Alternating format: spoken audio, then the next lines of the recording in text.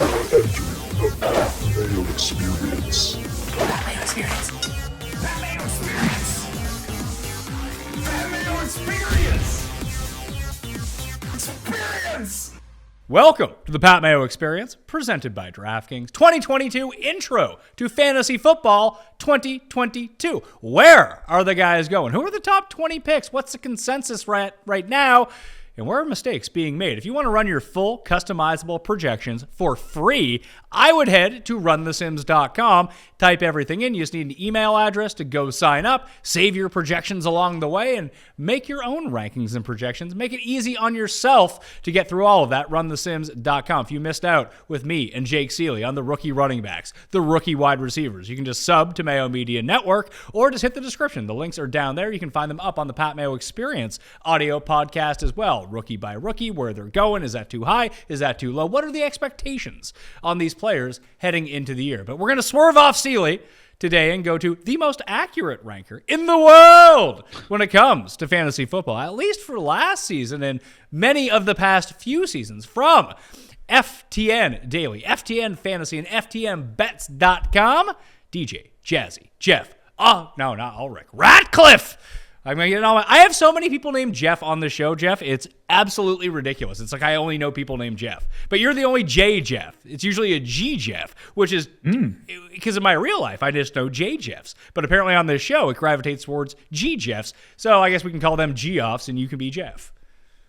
I'll take it. You know, there was one point in my former employer where there were so many Jeffs at the company that we were calling it PF Jeff at that company. I guess it's a common name. I got a basic bro name, but I'll take it.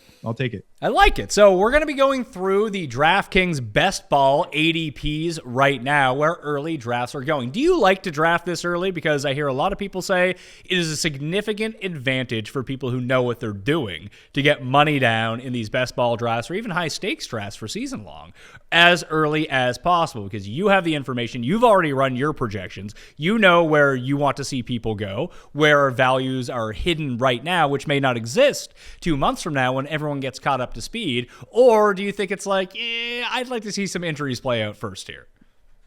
Nah, I never am worried about injuries. Injuries are going to be a part of the game no matter what we do. People say, oh, let's wait until the end of the preseason and have our draft. Well, guys get hurt in practice too. They get hurt. It's part of the game. So I do think that if you're a serious best ball player, yeah, you want to draft as early as possible.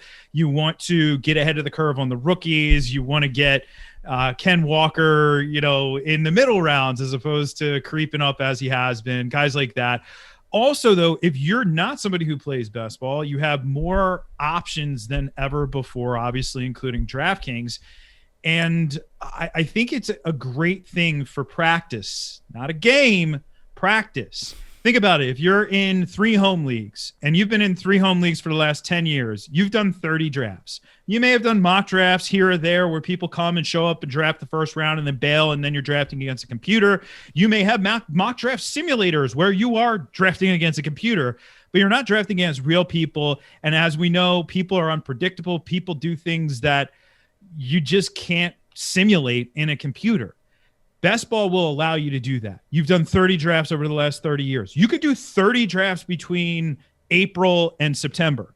You have that many more drafts under your belt so that by the time you show up your home leagues for a redraft league, you're a seasoned vet. You're not just some guy who shows up. You're not the golfer, Pat, who plays 3 times a year and shoots $115 every time they show up. You actually get a little bit better in the process. And the game, just like any game, is more fun the better you are.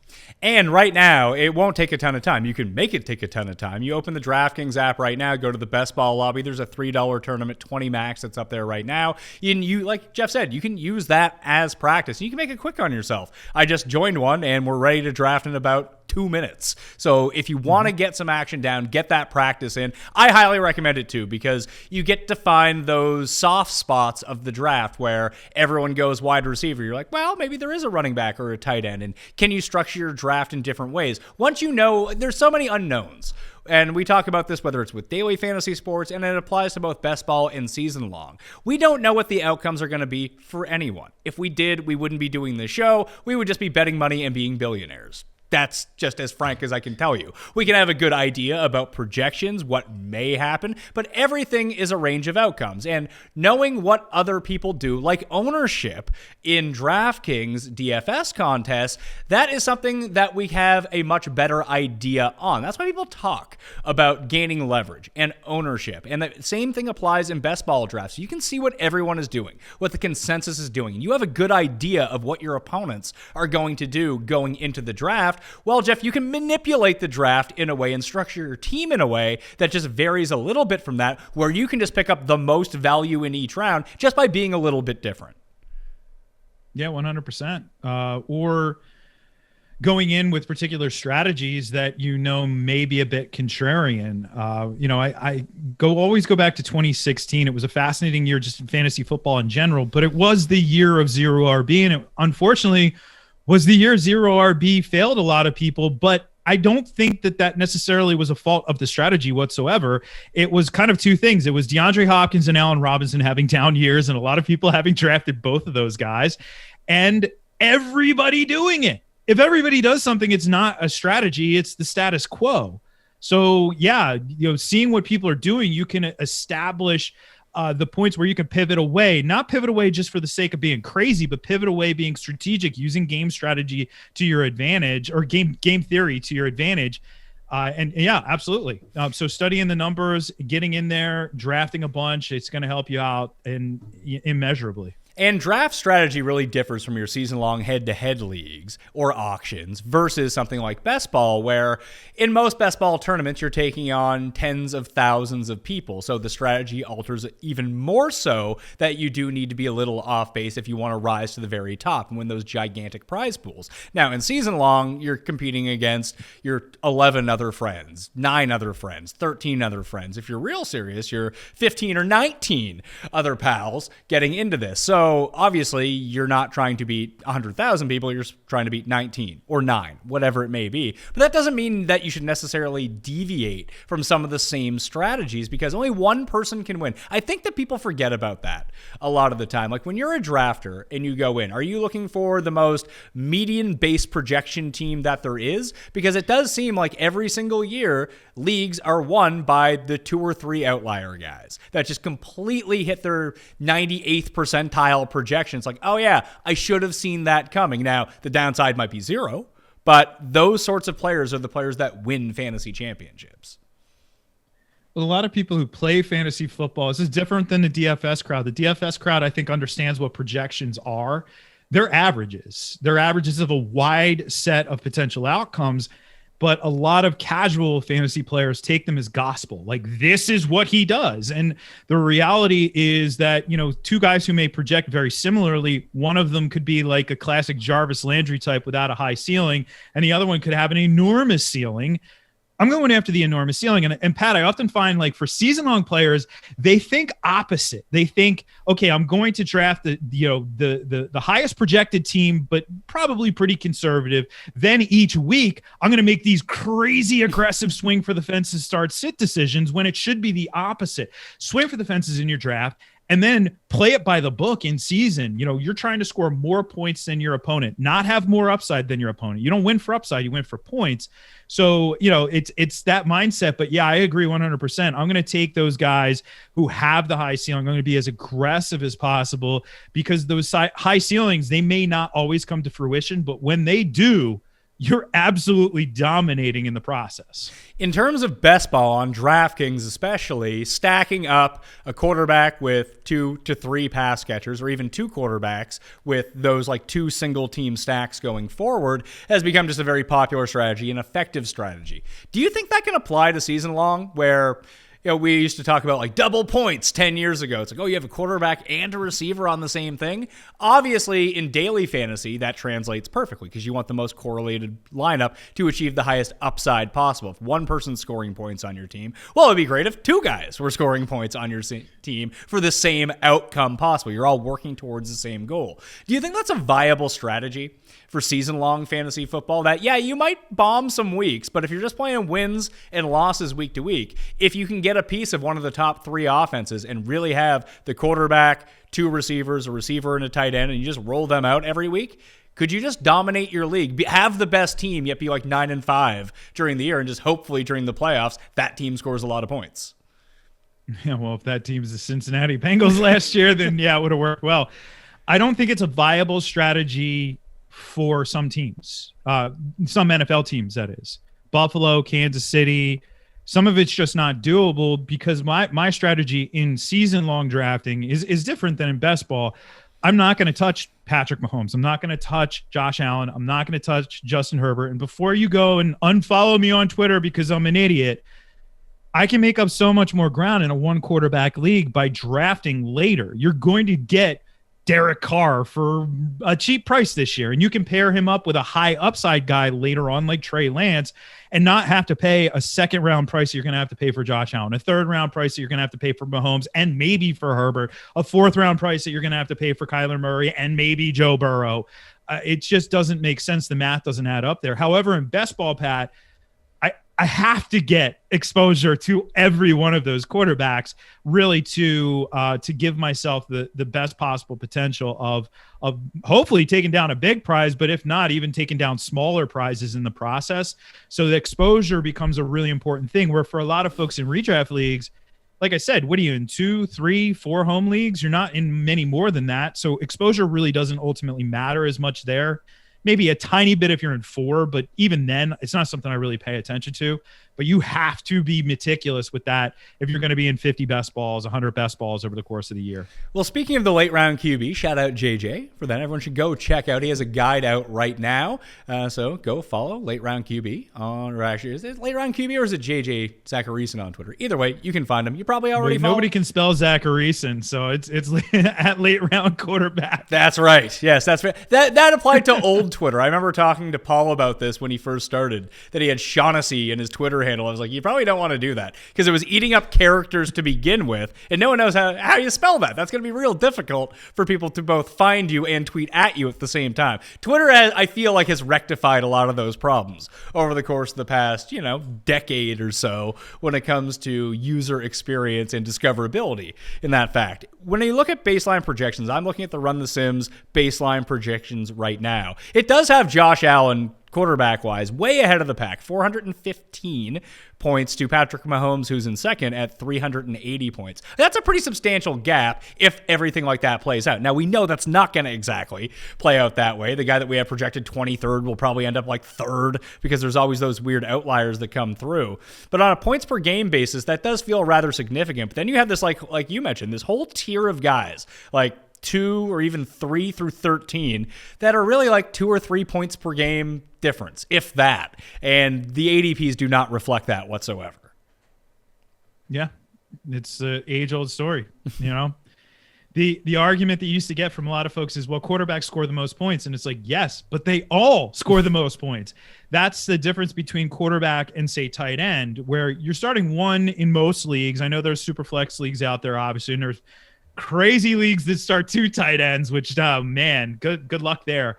But you can get quarterback 20 is not that far away from quarterback 5. Tight end 20 is light years behind tight end 5. So it's a very different scenario there. So really, it's not about how many points you score. It's how many points you score above the guy most likely to be on waivers. And a quarterback, just given the depth of the position in a pass-heavy NFL, that guy on waivers is still going to be relatively solid. And you're just not going to get that at the other position. So that's why it makes the most sense to just wait. JJ had it like years before the masses, but it's a viable strategy that works quite well.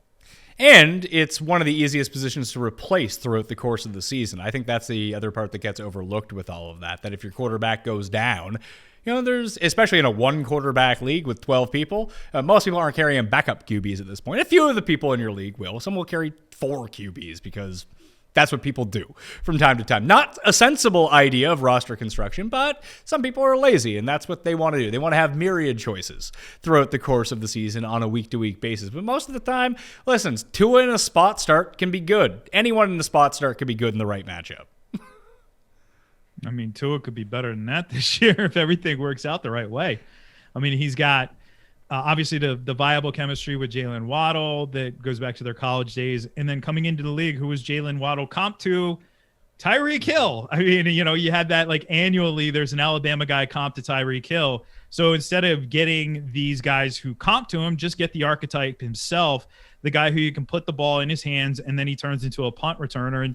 And people are making a lot about Tua's arm strength. Who cares? I mean, as far as I'm concerned, if Tua has like a 7-yard ADOT this year, fine. He's going to be very accurate with that 7-yard ADOT. And those guys can do a lot after catch. You even have a tight end who's very capable after catch, and Mike Gesicki. It's just a good setup for Tua. All he has to do is just be a little bit accurate and then let his guys do the damage.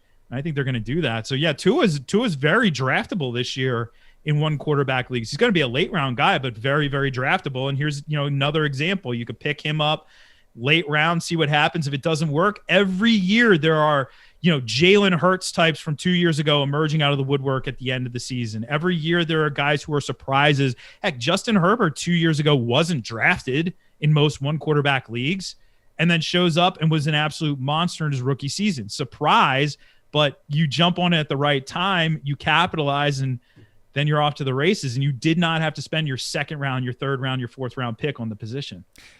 Tua currently going pick number 126 in DraftKings best ball leagues to kick everything off. Now, obviously, these ADPs are fluid. They're going to change a lot in 3 weeks' time, in 2 months' time, but we can only talk about the information provided right now. And this is the intro to the season. So here's where the guys are actually going this season. Pick number 1 is Jonathan Taylor, Cooper Kupp, Christian McCaffrey, Jamar Chase, Justin Jefferson. That's the top 5 currently. Then you have Derrick Henry, Austin Eckler, Najee Harris, Travis Kelce, Dalvin Cook, Devontae Adams, Stefon Diggs, Joe Mixon, CeeDee Lamb, DeAndre Swift, Alvin Kamara, Deebo Samuel, Mark Andrews, Aaron Jones, Leonard Fournette, Mike Evans, and then you're into Josh Allen, Nick Chubb, Tyreek Hill, Saquon Barkley, and Javonte Williams. Those are the first 25 players coming off the board in DraftKings best ball drafts right now. If we circled back to the top, you talked about upside versus downside and swinging for the fences. It does feel like Derrick Henry and Christian McCaffrey are going to be those two guys right now. I was surprised to see McCaffrey still currently going ahead of Derrick Henry. Do you think that's going to translate to season-long teams? Or do you think they'll take the quote-unquote safer option with Henry because he's already returned from his injury and he's had even more time off to heal, where that's now 2 straight years of Christian McCaffrey being hurt that he's a liability. He's going to sink your team if you draft him, Jeff? Yeah, that's a complex question because Derrick Henry is also a 29-year-old running back who's coming off a very significant injury that cost him half the season. So I wouldn't really classify that as safe.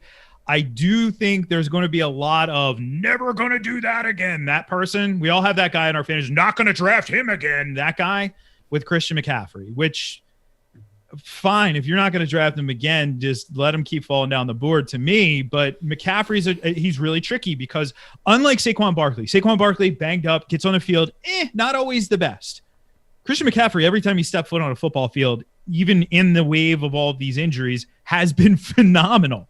So even if you get, let's say you're not going to get 17 games, right? Let's say you get 13 games of Christian McCaffrey. That still is very worth where you're drafting him. He could still be a top 3 fantasy running back with 13 games, but can you get that? That's the biggest question. Now, the one thing they do have to their advantage in Carolina this year is you do have Deontay Foreman along with Chuba Hubbard, 2 really viable guys, not just as handcuffs, but guys who can take that snap share and reduce it, not completely slice it up, but reduce it for McCaffrey. Not 95% of the snaps, but 65 to 70. He doesn't need to be on the field for 95% of the snaps to be hyper effective. So I think that's working. But to answer your question, though, I feel like the second running back off the board, the 3rd player overall, is very aggressive for Christian McCaffrey. So I'm not exactly there with him. I actually have him ranked at RB5 right now, which would put him as the 6th player off the board because the only wideout I have ahead of him is obviously Cooper Kupp. And then it's really close with Chase and Jefferson, but it is quite aggressive on McCaffrey. Are you surprised there are 3 wide receivers going inside the top 5? No. Really? Not in that format. Are you surprised? Not in that format. Are you surprised Jamar Chase is 2nd? Because if you had to put let's say 60-40, 50-50, 70-30, whatever it might be, what are the chances T. Higgins outscores Jamar Chase this year in fantasy? I would give him probably about 30% chance, give or take. All right, that's T. lower. Higgins was- That's lower than I would have thought. So he was almost non-existent to start the season, and then even when he scored well down the stretch, Jamar Chase still scored almost just as well. So I think it's going to be tough. And here's why in best ball, I think it makes sense for Chase to be going ahead of Jefferson. Chase has already shown in one season that he has a weekly ceiling that is as high as Tyreek Hill's. And Tyreek Hill is always, he's been my measuring stick of like, he is the highest ceiling player out there, because any given week Hill could go and put up 350 receiving yards and 5 touchdowns and be like, well, it was bound to happen one of these days.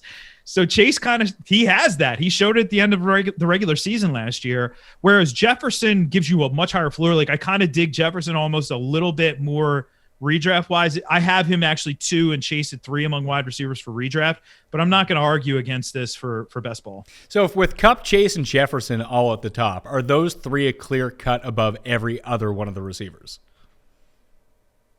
Well, there's one other guy who is incredibly skilled, and I think he's the best wide receiver in the NFL, but he did switch teams, and he went from a surefire Hall of Fame, first ballot in Aaron Rodgers to this generation's Phillip Rivers in Derek Carr, which is not a bad thing, but it's a downgrade for Devontae Adams. If Adams stayed in Green Bay, he'd be right there. He'd be ahead of the 2 young guys, the 2 LSU guys, and would be right there with Cooper Kupp. So, but I do think there's a slight drop off. I think they do throw the ball a bunch this year. Derek Carr threw the ball well over 600 times last year. They do have Waller, Renfro to eat up some targets, but I mean, you make this move, this power move, you spend all this money to get his boy, his college wide receiver. They're going to throw the ball to Adams a whole bunch, but I do have him at 4. So yeah, he is behind them. I guess, yeah, you would say that's kind of like the top tier, and then Adams is really, really close. But the way they're being drafted currently, it's Adams, Diggs, and CeeDee Lamb, boom, boom, boom, with Deebo Samuel right there as well as this like next part of a mini tier of wide receivers. With all the Deebo offseason stuff that has taken place so far, and it looks like he's going back to San Francisco. He's not going to be traded. I wouldn't worry too much about that. And with Trey Lance expected to take over at quarterback, do you think that they still use him as this hybrid running back type player? Because it seemed like he didn't really like that. The wide back, as Kyle Shanahan called him. Well, I can't blame him for not liking that, because what really hurts the longevity of running backs in the NFL is all the hits they take. So if you're carrying the ball, you carry the ball a couple times on a jet sweep during the course of the season, okay, whatever. But if you're carrying a ball 5, 6, 7, 8, 9, 10 times a game, that's a different scenario. Now, my prediction, by the way, Pat, here's how I think this plays out. They don't get a deal done. Then they get to the offseason, and it's evident that they'll have to tag him. They will tag him. Deebo Samuel will refuse to sign the tag. And the only option then really for San Francisco would be a tag and trade, which is exactly what Green Bay just did with Devontae Adams. And they'll probably fetch themselves something pretty good. But anybody out there worried about him not playing, the current CBA in the NFL, it really stacks the deck against players holding out, because they are fined, and he's not making a lot on this contract, so those fines will eat up his contract very, very quickly. So he's going to show up, he's going to play. He may not be entirely what's the opposite of disgruntled? Gruntled. He may not be entirely gruntled during the season, but I do think he plays through the year, and he's just as good as he was last year. I just hope they don't use him as much as a running back. They did draft a kid, Ty Davis-Price, out of LSU to hopefully spell a little bit in that backfield. Elijah Mitchell is there. They still have Jeff Wilson. They still have Trey Sermon. So hopefully they don't have to use Samuel as much out of that backfield. Is it that they don't need to use him as much, or he was just so effective out of the backfield? Because the one major part I think that people don't or just didn't clue into them, is that when he started becoming a guy who carries the ball 6 to 8 times a game through the second half of the season, he was scoring touchdowns, and that was saving his weeks. But his receiving, basically outside of that one Tennessee game, fell off the map. So if he wasn't scoring touchdowns based on the volume that he was getting in the receiving game, the targets were way down. He wasn't scoring touchdowns there, that he would have been kind of useless for the hype that was behind him. I worry that if they keep that up and the touchdowns, especially around the goal line, or even the ones that came from further than that, don't materialize this year, is that he's going to be wildly disappointing. It's a viable concern, and it's a great call out by you. It's something that flies under the radar for a lot of people. You're exactly right. Without that usage, the targets in the passing game, he was a wide receiver too, and that was even scoring the touchdowns. He was not a top 10 guy in those weeks. The other dynamic that we have to add to this equation, though, is that they go from Jimmy Garoppolo, who is not really a mobile quarterback, to Trey Lance, who's a hyper mobile quarterback. So that could take some of the heat off as well. I do think that's something you do have to consider, though. If you're drafting him, you have to be prepared for the fact that there could be weeks, if he's used heavily out of the backfield, where you're not going to be happy. Hey, he has, say, 1 catch for 12 yards. All right, what's that? 2.2 points, right? And then he carries the ball 8 times for 50 yards. That's not a good fantasy week. There's no touchdowns in there. That's not a good fantasy week at all. So it's a viable concern. It's funny because the 3 weeks that I'm really looking at here, and this is when San Francisco went on their big win streak, and they ended up winning, 7 of 8 games to end the season, end up making the playoffs. Probably should have made the Super Bowl if people can catch the ball on defense. That would have been nice for some of my future bets that I had on the go. But looking at it against the Rams, this was probably the best combo game outside of the Tennessee game that I had mentioned that he had. Against the Rams that week, they won 31-10. Debo was 5 for 5 in terms of catches and targets, 97 yards and a touchdown, 5 for 36 on the ground with the touchdown. That is fantastic. That probably makes him wide receiver 1 if he was to do that every single week, except for Cooper Kupp and his 30 million targets every single week. Either way, we get into a stretch against Jacksonville, Minnesota, and Cincinnati where 1 catch on 2 targets for 15 yards, 1 catch on 4 targets for 12 yards, 1 catch and 1 target for 22 yards. Now, he scored 4 rushing touchdowns over that time, an average 7 carries a game, and around 59 yards per game on the ground. That's great and everything, but again, you take out those touchdowns, and that's a miserable fantasy week. Yep, exactly. That's like what that essentially becomes when Nick Chubb doesn't score a touchdown, how his fantasy weeks look. I call that the Derek dilemma. It's Derrick Henry, right? Derrick Henry goes 20 for 95. It's a good day of rushing. No catches, no touchdowns. Derrick Henry is not an elite running back with that type of number. So you get the Debo dilemma here with this. Do you think it's worth the lofty pick that you're going to have to spend on him right now? Because we can see where the upside comes from. I just feel like there's too many question marks and red flags that go around this, and that's one that I'm willing to be wrong on. Now, that doesn't mean don't draft Debo Samuel. It's don't draft Debo Samuel at pick number 16. Yeah, well, I'm looking at where I have him ranked overall. Yeah, I would have to agree. I'm at 22 overall, so yeah, I guess I'm a little bit lower than where he's going. He's one of those guys. People love him though. Listen, it is fun to own him in fantasy. He's the anti-Marvin Harrison when it comes down to that, where Marv's just going to get you 8 for 89 and a touchdown every single week. Plus, he's going to have some big games, but you just know what you're getting. I mean, Cooper Kupp is the elevated version of that because he's 11 for 113 and 2 touchdowns every single week. But after a while, the consistency becomes boring. It was like owning Jamar Chase last year. It was awesome to own Jamar Chase and watch football and know this guy is winning you money and winning you weeks. It was just fun to be a part of. Debo was exactly the same way. You know who's not that way, who's probably a better pick with Chris Godwin banged up coming into the year? Mike Evans, as weird as that sounds. He has now become quiet consistency guy who's really good and might be in his best position in ages. Yeah, with Brady back, that's for sure. I thought you were going to say Stephon Diggs, who people are forgetting he had 103 catches last year and 10 touchdowns. Everybody's thinking Gabe Davis. All right, fine. Let's let you think that. Stephon Diggs had one of the best seasons of his career. And he's being drafted. It's not like he's being drafted in the 10th round, but not a lot of chatter about him. And again, like your guy too, not a lot of chatter about Mike Evans, who all he does is put up 1,000-yard seasons. All he does is get high ADOT targets as well, the high upside ADOT targets that he's getting. There's a lot to like there, and Brady still hasn't lost anything. He may be, 45 years old, but he hasn't lost anything at all.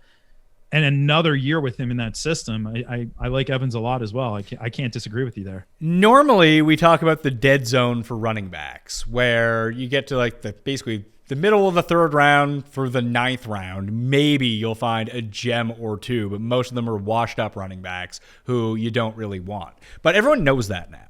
So it does feel like it's shifted a little bit, that I'm looking at this certain range, basically in the mid-50s of picks overall, that feels kind of like a wide receiver dead zone. And there's two in particular that stick out. We just talked about Gabriel Davis. He's going at pick number 55. Juju Smith-Schuster, now on the Chiefs, is going at pick number 54 on DraftKings right now. That seems way too high for both those guys. I get the excitement for Gabe Davis, especially what he did in the playoffs when Kansas City said, you know what? We're going to make sure Steph Diggs isn't doing anything, thus allowing him to roam free with no one on him across the field, and he absolutely lights it up. Like, yes, we talked about consistency versus upside, but that feels like there's a lot of downside with Gabriel Davis right there in the back end of the fourth round, early fifth round. I like him more than Juju, even in this system, because I feels like you're paying for all the upside with Juju. At least it does feel like Gabriel Davis has a place to go where he could be, a fringe wide receiver 1, mid-tier wide receiver 2, if everything breaks right. That just feels like a big investment for you. Those guys are going ahead of DK Metcalf. I don't really care who Metcalf's quarterback is. That still seems shocking to me. Davis is way too high but of course Twitter has told me, Pat, that I am way too low on Davis. I have him at 36 among wide receivers, and it's I think pretty fair. He's a wide receiver 3. He had a big game, and it was a massive big game, but he's still a somewhat unproven guy, in the grand scheme of things, who is not going to be the first fiddle. It'll certainly be the second fiddle. They did bring Jamison Crowder in. They drafted Khalil Shakir. They still have Isaiah McKenzie. They still have Dawson Knox. They drafted James Cook. I mean, there's a lot of mouths to feed. So I feel like, yes, there can be some big Gabe Davis weeks. And then there's going to be Gabe Davis weeks where he doesn't do much at all. And the problem that people have now, this is best ball, so it's a little different. You're not, since you're not setting your starting lineup, you're not intently focused on every last little bit of production from these guys. But folks, in season long, if he's going to go that high, Pat, I see it happening right now. Gabe Davis goes out and has 2 bad games in a row. He sucks and all that. And then I'm going to drop him. And just know what you're signing up for. If you do draft him, it could be a big roller coaster ride where the highs are going to be very high, but the lows could lose you a couple weeks as well if you're going to draft him. Now, as far as Juju is concerned, it's a complete opposite. I don't see very high highs or low lows, but I'm also a little bit concerned. Anytime he's really had to be the guy among the wide receivers, he kind of has faltered. Now, he's had a couple, obviously, very big seasons. He did one of them when he was definitively the number 2 and Antonio Brown was locked in as the number 1 for the Steelers. The other one was when Deontay Johnson emerged as Ben Roethlisberger's favorite target 2 seasons ago. So Juju was sort of in the background there. I feel like drafting him in this range is very, very bullish, but it could pan out. It's just who gets the rock there other than Travis Kelce. Is it him? Is it Marquez Valdez-Scantling? Is it rookie Sky Moore? Is it McCole Hardman? Or is it every single one of them any given week, and we'll just never know? And I think that's probably the most likely. I agree with you. That's probably the most likely outcome as well. And in terms of best ball ADP, especially at this time of year, because those are where the majority of drafts are going to be done. So that's the best source to pull and try to figure out these trends and where guys are going. I do think it's pretty relatable over to season long, because when people start searching ADPs and rankings, this is what they're going to see first, and then they'll have to adjust off that. So some of this is going to translate over, whether it be 10 picks, 5 picks, whatever it might be, you get as a plus minus on some of these guys. I do think it's going to be pretty accurate, at least in the sense of where guys are being drafted or who they're being drafted around. So you have Juju and Gabriel Davis in the mid-50s. That's around DJ Moore, Amari Cooper, Allen Robinson, Chris Godwin, DK Metcalf, Jerry Jeudy, and Brendan Cooks. Brendan Cooks is going at pick 60. Brendan Cooks might be the best of all those guys I just named.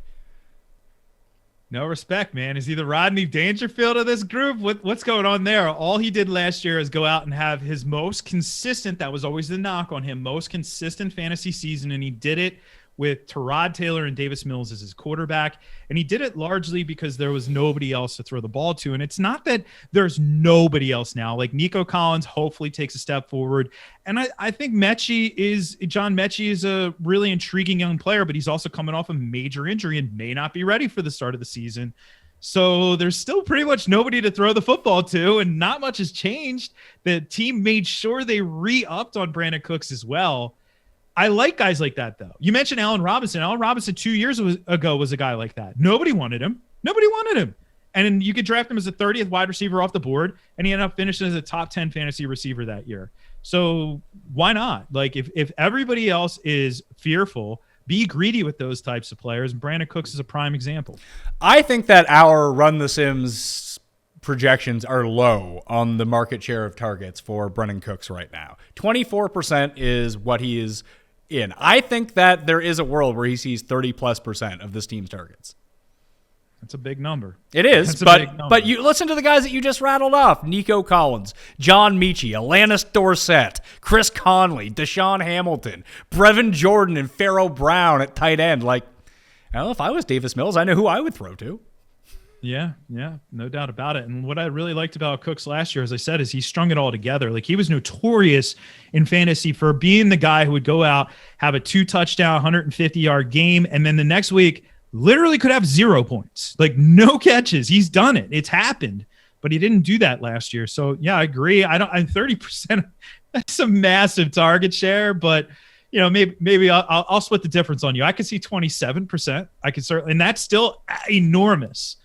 Even on a team like that where you can't have too much confidence in Davis Mills, but then by the same token, you do have to have confidence that they are playing from behind a lot and going to have to throw the football a lot. Simply adjusting him up to a 27% market share in our projections right now without changing anything in terms of touchdown rate, overall passing rate from the Texans moves him up to wide receiver number 12.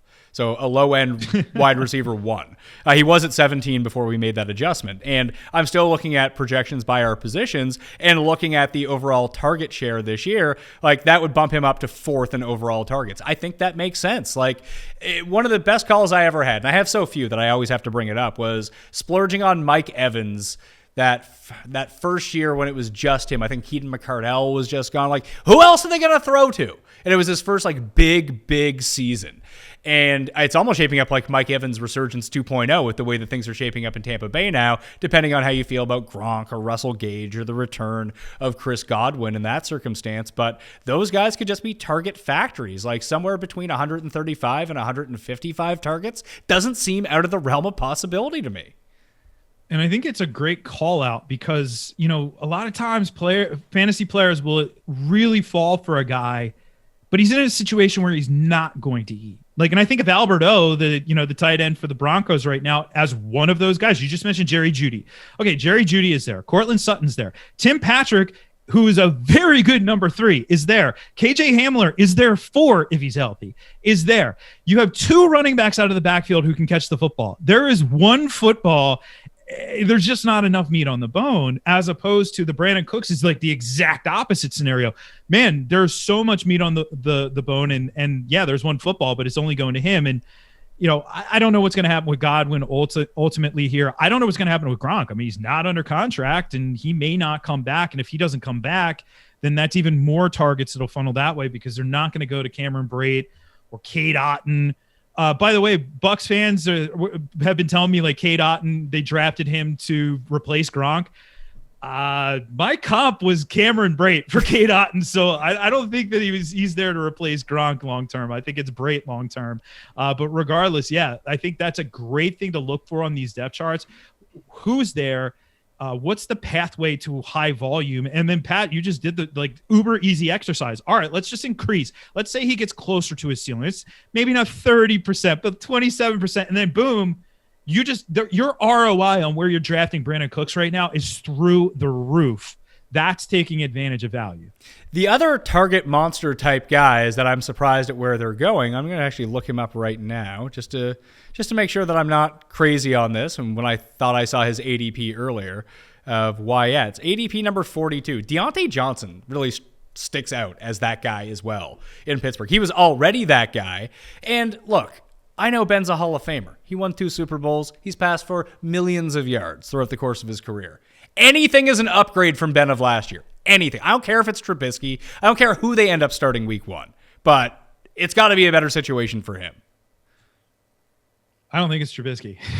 Fair enough. They gave Trubisky a backup contract and they drafted a quarterback in the first round. I mean, you don't have to be able to read tea leaves to get the message here. It's pretty simple. Now, Pickett still has to go out. And is that the worst name? Like, some of these guys have like quarterback names. They were brought up like this. You're just going to be a quarterback with that name, kid. His name is Kenny Pickett. Like, seriously, like, anyway, he's a better player than Mitchell Trubisky. And I don't get where I feel like I'm being trolled on Twitter with all the people who are like supporting Mitchell Trubisky. And maybe I'm not in on that joke, but you don't draft a quarterback in the first round and give a guy backup money if you plan on starting that guy.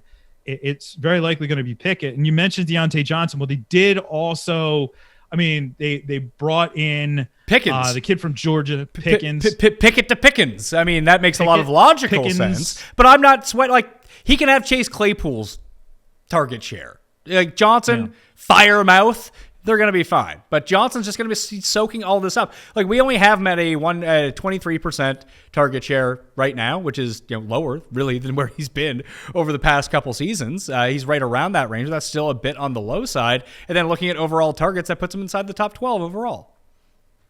And if you buy narrative, the narrative right now out of Pittsburgh is that he will not be on this team next year. This group of wide receivers. So A.J. Brown just recently set the market of expectation for this group. So DK Metcalf, Terry McLaurin, Deontay Johnson, Deebo Samuel, they're all in that boat. And it's just a phenomenal wide receiver class. But I don't see the Steelers spending that money. And it's going to have to take $25 million on average to get there, maybe even slightly more than that. I could see them tagging him next year. Maybe that's a possibility here. But he is playing for money on top of it. So if you buy that type of contract year narrative, it applies to Deontay Johnson this year. Follow him on the Twitter machine at Jeff Ratcliffe. What do you have out so far at FTN Fantasy, and what should we expecting coming up very soon? Sure, yeah, so much. Rankings, projections, all that fun stuff's been up there for a while. If you still want to circle back to the rookie guide, we have that there. It's really geared towards dynasty leagues, but you can get full profiles on all of this year's class to get up to speed if you haven't paying that much attention for your redraft leagues. My draft guide will be coming out in a few weeks here. Oh boy, still have a lot to write there, but if you want to get behind a paywall, the platinum subscription, use the promo code RATPACK, RATPACK, for 20% off. It's a great deal. I'm cheap. I love saving money, and this is a great way to save some money. There you go. You can go to runthesims.com, completely free for your season-long and best ball NFL projections. Right now, just type in your email address, and boom, you have yourself an account, and you can save all your projections along the way. Again, that's runthesims.com. Check out the Mayo Media Network for more fantasy football coverage, and Celia and I went through everything with the rookies. So far, you can find that down in the description. There's brand new football. More to come very soon. So stay on the network and check that out and set those reminders. Smash the like on the way out too. And of course, the Pat Mayo Experience audio podcast feeds where you can find a lot of this stuff. I'm Pat Mayo. Thank you all for watching. I'll see you next time. Pat Mayo Experience! Experience!